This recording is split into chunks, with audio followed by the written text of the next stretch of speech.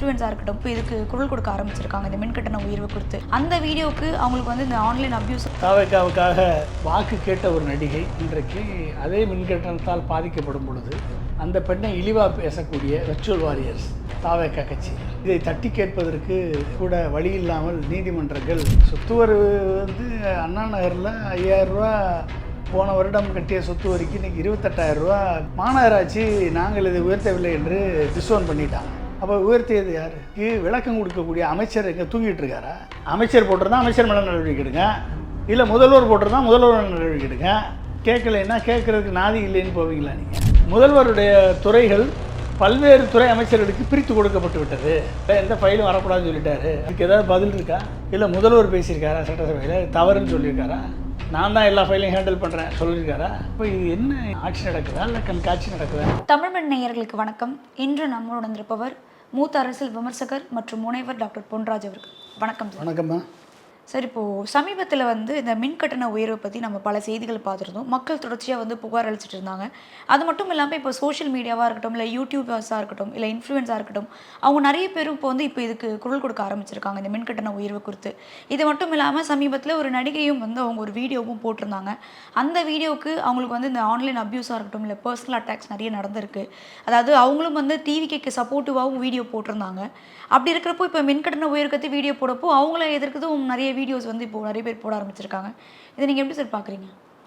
அதாவது தாவேக்கா வந்து எந்தளவுக்கு ஒரு மோசமான ஒரு ஆட்சியை, ஒரு திறமையற்ற ஒரு ஆட்சியை, ஒரு கலாச்சார சீரழிவை உண்டாக்கக்கூடிய ஒரு வெர்ச்சுவல் வாரியர்ஸ் என்ற அவதூறு ஃபேக்ட்ரியை தொடர்ந்து ரன் பண்ணி கொண்டு ஒரு ஆட்சியை நடத்தி கொண்டு மக்கள் மீது மின்கட்டண உயர்வை திணித்து அந்த உயர்வே இல்லை என்று சொல்லி ஒரு பொய்யை கட்டவிழ்த்து மின்சாரத்துறை அமைச்சராக இருக்கக்கூடிய திரு சிடிஆர் நிர்மல்குமார் என்பவர் சட்டமன்றத்திலேயே பொய்யை கட்டவிழ்த்து விடுகிறார் என்பதை பார்க்கும் பொழுது உண்மையிலேயே இப்படிப்பட்ட பொய்களை எல்லாம் எப்படி ஏற்றுக்கொள்கிறார் திரு சபாநாயகர் திரு ஜேசிடி பிரபாகர் என்பதுதான் விளங்கவில்லை. அவர் கண்ணு முன்னால் 200 யூனிட்டு மின்சாரம் இலவசம் என்று அறிவித்துவிட்டு அது 500 யூனிட் மின்சாரத்தை சீலிங்காக ஃபிக்ஸ் பண்ணி வாக்குறுதி திரு விஜய் அவர்கள் கொடுத்த வாக்குறுதி என்னென்னா அனைவருக்கும் 200 மின்சாரம் யூனிட் ஃப்ரீ. ஆனால் திரு ஜோசப் ஆட்சிக்கு வந்த பின்பு 200 யூனிட் மின்சாரம் ஃப்ரீ, அது 500 யூனிட்டுக்குள்ளே இருந்தால் ஃப்ரீ என்ற ஒரு கேவியேட்டை போட்டு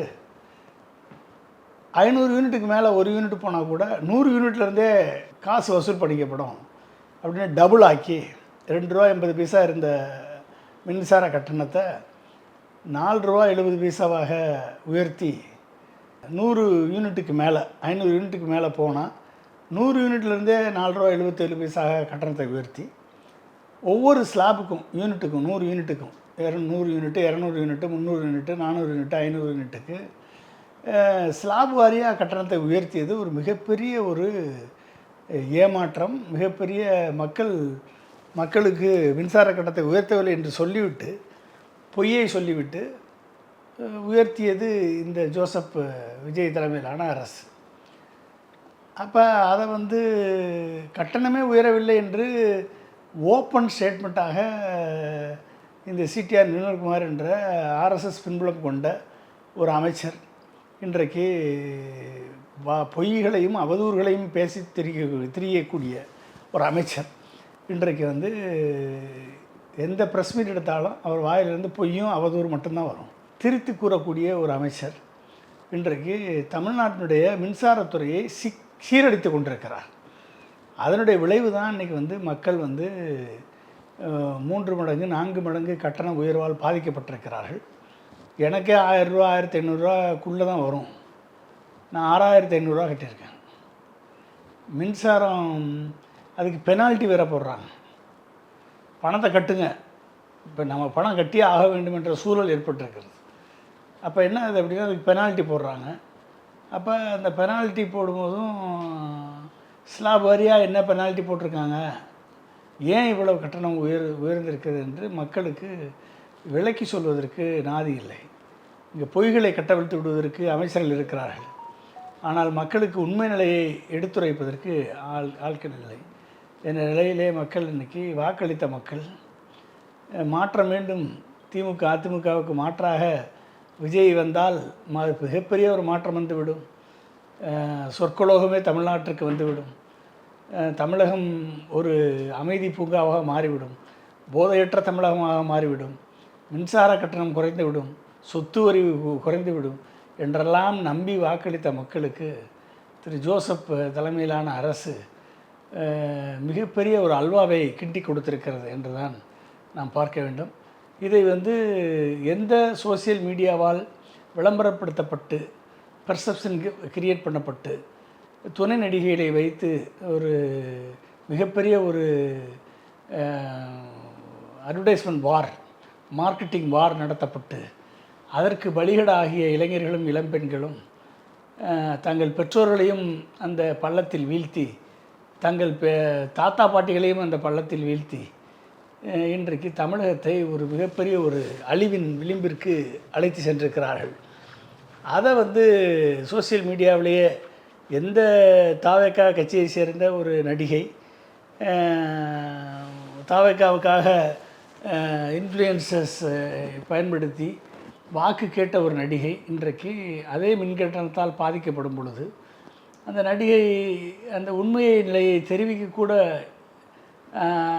இயலாமல், அப்படி தெரிவித்தால் அந்த நடிகையை அப்யூஸ் பண்ணக்கூடிய, அவதூறு பேசக்கூடிய அந்த நடிகை பெண் தானே, அந்த நடிகை பெண் தானே, அந்த பெண்ணை அவதூறு செய்யக்கூடிய விர்ச்சுவல் வாரியர்ஸ், அந்த பெண்ணை இழிவாக பேசக்கூடிய விர்ச்சுவல் வாரியர்ஸ், அந்த பெண்ணை கிரிட்டிசைஸ் பண்ணக்கூடிய அத்தனை பேரையும், அத்தனை பெண்களையும் இழிவாக பேசக்கூடிய விர்ச்சுவல் வாரியர்ஸை, அவதூறு ஃபேக்ட்ரியை தொடர்ந்து நடத்தி கொண்டு வருகிறார்கள் தாவேக்கா கட்சியினர்.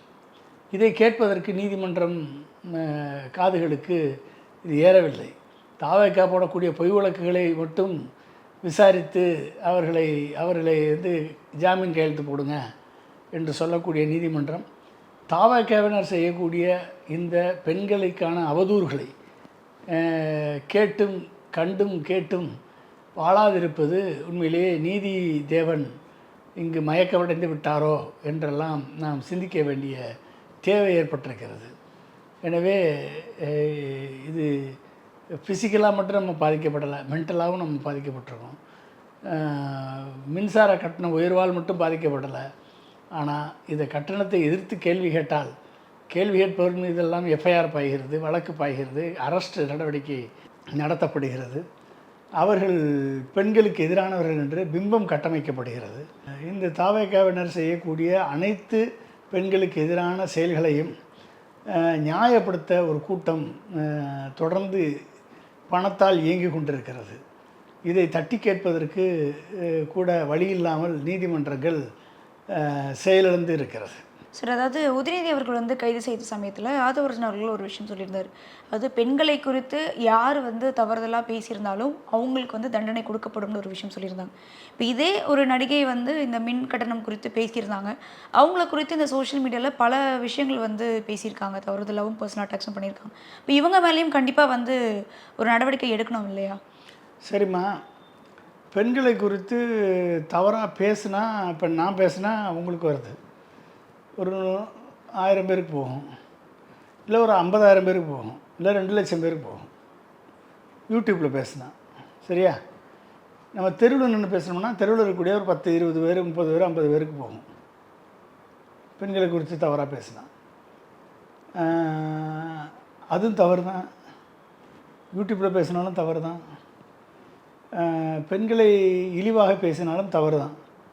ஆனால் சினிமாவில் பெண்களை இழிவாக பேசி, பெண்களை கேவலமாக நடத்தி, பெண்களை வக்கிரமாக பேசி, வக்கிரமான இடங்களிலே டச் பண்ணி, வக்கிரமான செய்கைகள் மூலமாக பெண்களை கேவலப்படுத்தி நடிக்கக்கூடிய நடிகர்களுக்கு என்ன தண்டனை?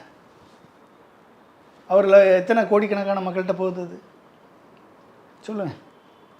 எத்தனை கோடிக்கணக்கான மக்கள்கிட்ட அந்த சினிமா கண்டென்ட் போகுது, சீரியல் கண்டென்ட் போகுது. அவர்களுக்கெல்லாம் தண்டனை கிடையாதா?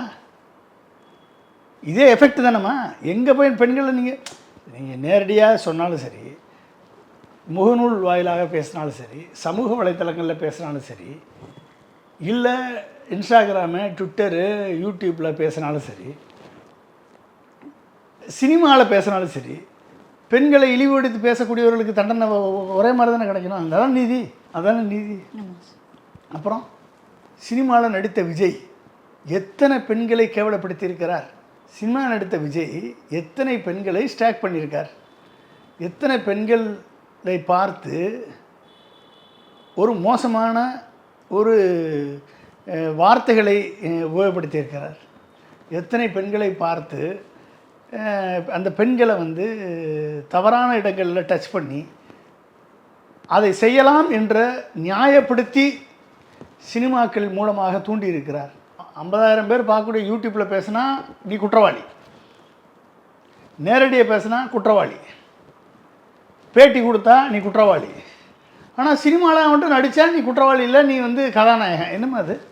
இது என்னம்மா நீதி இது? அது சினிமாவா?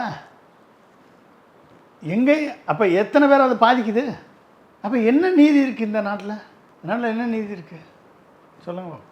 அப்போ யார் வந்து பெண்களை இழிவாக பேசினாலும், எம்ஜிஆர் எங்கேயாவது பெண்களை இழிவாக பேசியிருக்காரா? தாயையும் தங்கைகளையும் பெண்களையும் தெய்வமாக போற்றியவர் எம்ஜிஆர்.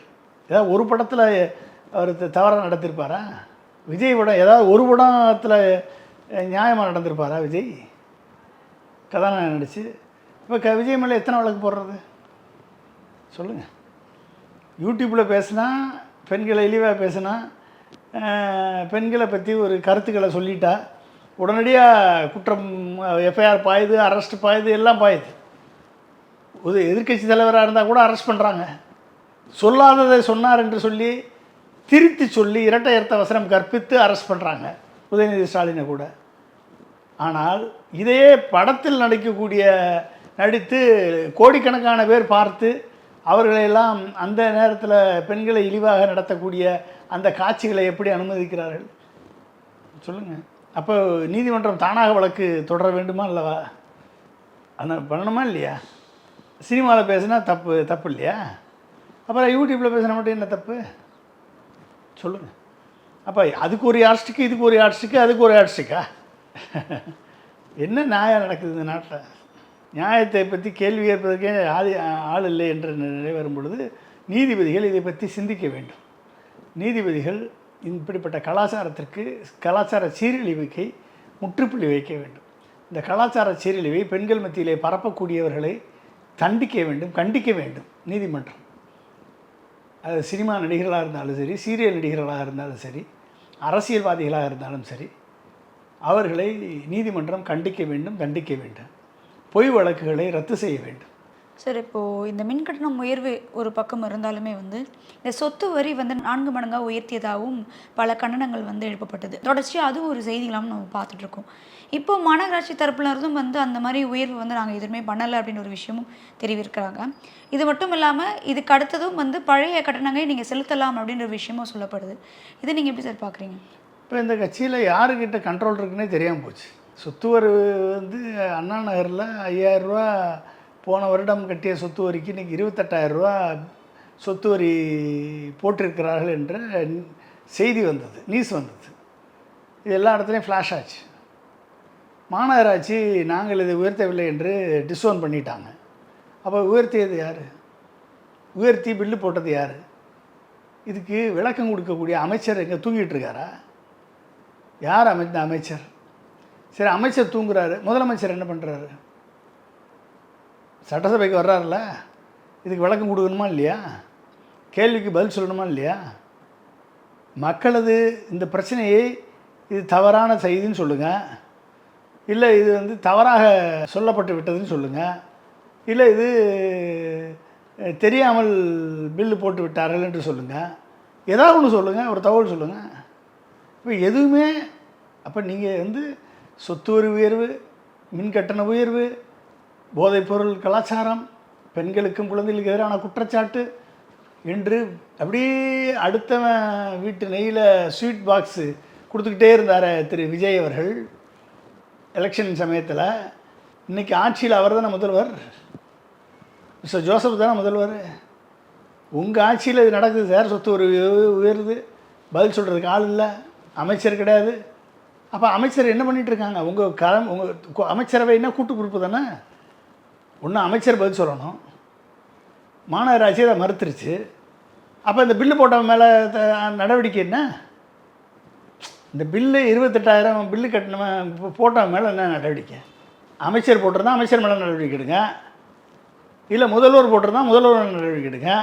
இல்லை உங்கள் 2 பேருக்குமே தெரியாது, உங்கள் அட்வைசர் ஜான் ஆரோக்கியசாமி இல்லை ரத்தன் பண்டிட்டு இல்லை பழனிசாமி போன்ற நபர்கள் ஆலோசகர்களாக இருக்கக்கூடிய நபர்கள் இதை செயல்படுத்தி இருந்தால் அவர்கள் மேலே நடவடிக்கை எடுங்க. இல்லை எந்த முதல்வர் நிழல் முதல்வராக செயல்பட்டு கொண்டிருக்கிறார்களோ அமைச்சர்கள், அவர்கள் மேலே நடவடிக்கை எடுங்க. ஏதாவது ஒன்று பண்ணணுமா இல்லையா? அப்போ யாருமே ரெஸ்பான்சிபிலிட்டி எடுக்க மாட்டீங்க, யாருமே கேட்கலைன்னா கேட்குறதுக்கு நாதி இல்லைன்னு போவீங்களா நீங்கள்?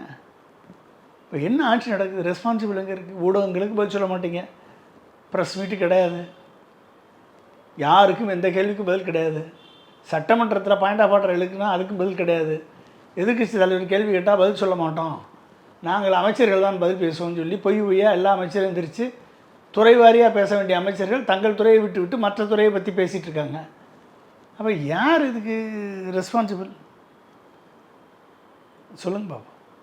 இப்போ சட்டசபை சபாநாயகர் சபையை நடத்துறதுக்கே கஷ்டப்படுறாரு. எங்கேயாவது நீங்கள் பார்த்துருக்கீங்களா? ஆளுங்கட்சியை சேர்ந்த அமைச்சர்கள் பேசக்கூடிய அனைத்து அவதூறுகளையும் அவை குறிப்பிலிருந்து நீக்கிட்டே இருக்கார் தொடர்ந்து. பார்த்துருக்கீங்களா நீங்கள்?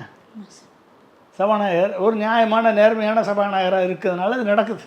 ஓரளவுக்கு நேர்மையாக தன் உள்ளத்தில் நேர்மையாக இருக்கார் திரு ஜேசிடி பிரபாகர்.